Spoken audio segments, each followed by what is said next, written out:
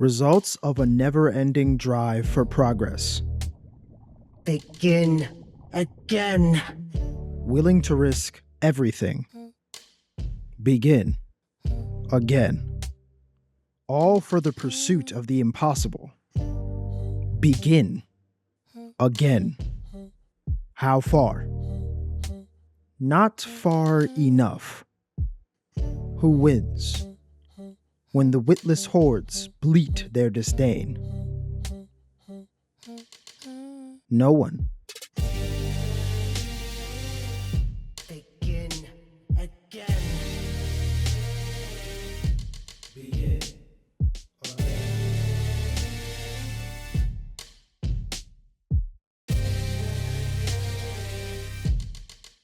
The Zarman 10-0, a colony ship sent into the void.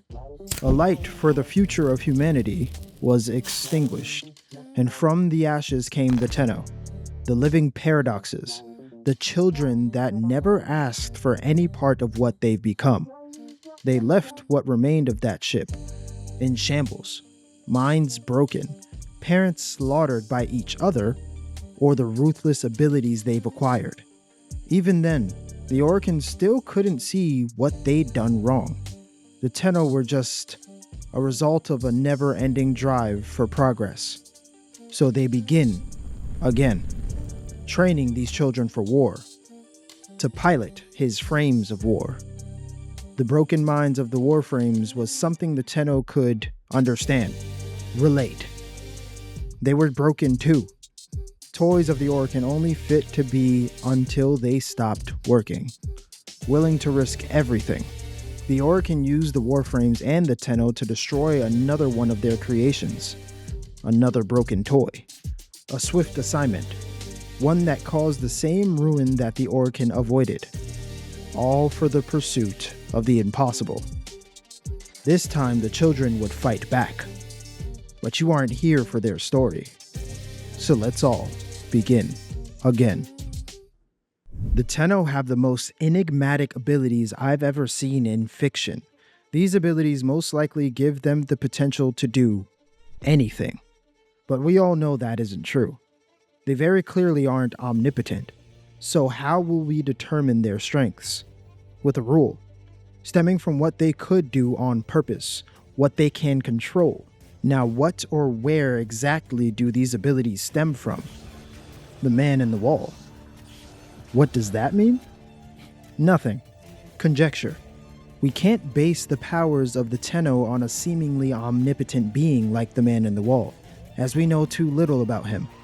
Rel held him back, yes, but what exactly did that mental warfare entail? Nothing tangible. We don't know the difference in strength nor the specific situation Rel was in. Plus, the man in the wall has already said what was given to the Tenno was but a piece.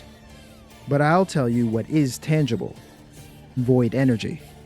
Nicknamed the Vast Untime, void energy is completely limitless when it comes to output and capabilities. It was this energy that gave the Warframes their reality-shattering abilities, and the Tenno their status of demigods. Only problem here was controlling it. The only thing capable of harnessing it on a large scale was the man in the wall. The Tenno could shoot beams of energy and become intangible for short periods of time, but to what extent did they harness it? The Orcans set up 5 schools of focus, designed to help the Tenno control their abilities: Vazarin, Madurai, Naru, Narman, and Zenurik.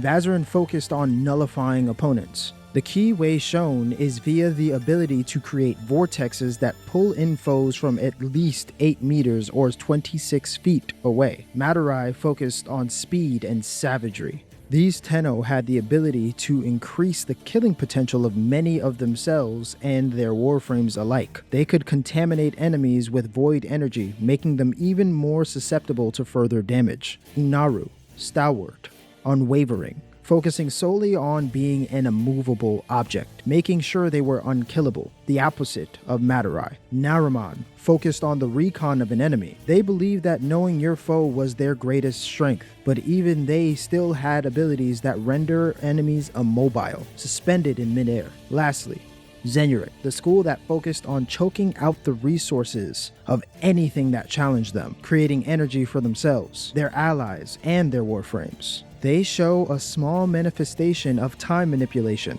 slowing down opponents. Why is void energy so versatile? Because that's the fundamental use, to become anything. This is called conceptual embodiment, the true power of the void and the Tenno. Conceptual embodiment is exactly as it sounds, the embodiment of concepts, turning thought into reality. Now, how far can a piece of this power go? The Holdfasts. Many people died on the Zarman 10-0, including the Holdfasts, but for some reason, their consciousness was given shape via conceptual embodiment. This does not relate to the power of the Tenno, but the Duviri paradox does. An entire realm created based on a story told to children on the Zarman.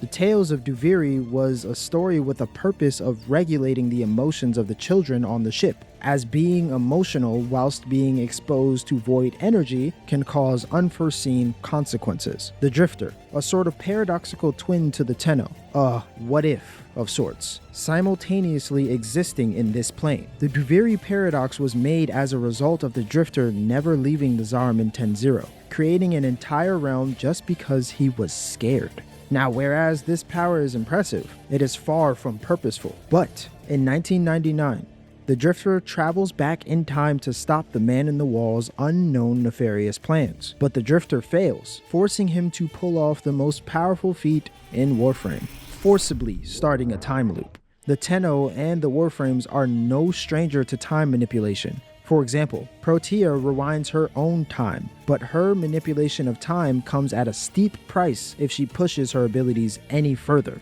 Rewinding time by a year is absurd. Granted, this power was only used in a near-death state, though I see no reason why the Drifter wouldn't be able to manipulate time on a smaller scale, with adequate understanding and training. All of this coupled with immortality makes the Drifter and the Tenno some of the most resilient adversaries in fiction. You can't kill the devil, only send them back to hell. See, the Tenno made a deal with this eldritch deity nicknamed the Indifference. If you don't know, now you know.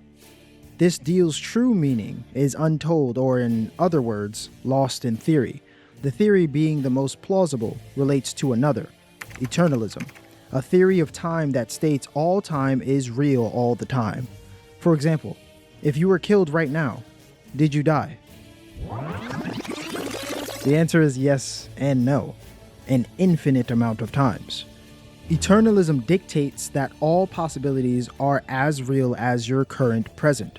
Yes, you did die, and yes, you did live. Each of these alternate realities are on a facet and can be accessed if one could simply change the frame, which is something we know the Indifference or Man in the Wall to be capable of, moving through existence without needing to abide by the rules of time, changing that frame at will. In layman's terms, the Tenno received their abilities from something above time as a whole. When the Tenno shook its hand, it seemingly took every infinite possibility, condensing that into one. But if this one took the deal, there must exist a version that didn't. According to the theory of eternalism, a paradox, the Drifter. Supposedly, this isn't the only layer of immortality that the Tenno have. Oro is a kind of soul that not everyone has, gifting those with it immortality. Not necessarily the kind you'd want though. If someone kills your body, you will live on through the Oro, bodiless. The Organ used Kuva to transplant their Oro into surrogate bodies. This process was called continuity, transference. The main ability the Tenno used to control the Warframes seems like the ability to perform continuity without Kuva. But that is a theory. It's a guess. What can we conclude with this information? The Tenno need their bodies to some capacity. In fact, what we've been shown throughout the story of Warframe is that the Tenno fear pain and death like every other thing. Make no mistake of thinking that I am making light of this ability. Most things can't kill a Tenno. The only thing plausible is existence erasure, because that is an absolute, and Tenno have not shown the capability to withstand that. Without this ability, there are still many things capable of rendering the Tenno bodiless or overpowering them, never killing them. Even if you used a universe-destroying entity, technically the Tenno can exist through a conceptually embodied self. All of the abilities of the Tenno are not incredible together or on their own. They have always been outshined by the Warframes, and for good reason. They are undoubtedly weaker than them, by any measurable metric, slower, less destructive, less versatile, and far, far, far more potential. How far do the Tenno take their abilities? Not far enough. If the Tenno ever learns, and I mean truly learns, to master conceptual embodiment, if that's even possible, who wins when the witless hordes bleat their disdain? Who wins when they face the Tenno? No one.